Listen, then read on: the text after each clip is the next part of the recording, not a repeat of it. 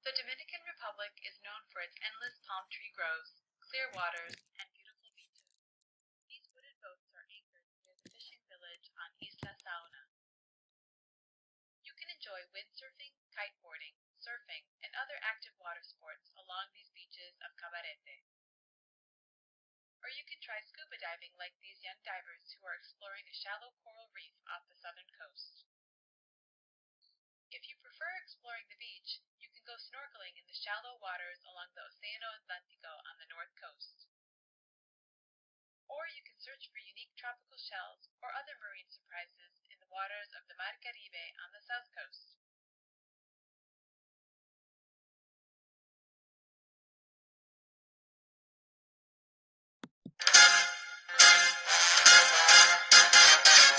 Baseball was first brought to the Dominican Republic in the 1800s by Cubans fleeing a war in their own country. Since then, the sport has become a national passion among Dominicans.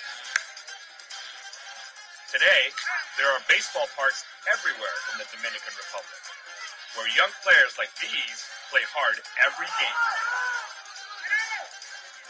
They hope to be recruited by scouts from the U.S. or Dominican professional leagues. Many U.S. Major League teams maintain training camps in the Dominican Republic. There, recruits as young as 17 or 18 years old polish their skills in hopes of moving up to the major leagues.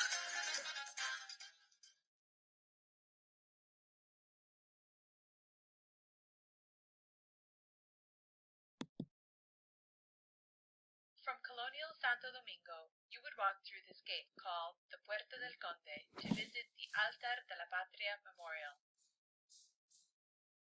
Inside the Altar de la Patria, you'll find the tombs of three important heroes from the Dominican Republic's fight for freedom from Haiti in 1844.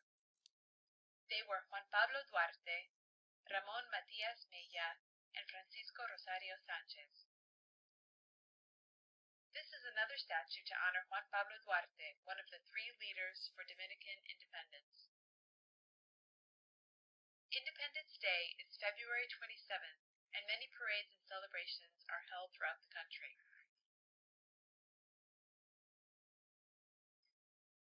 Flags, parades, and wearing the national colors help celebrate the Dominican Republic's national pride.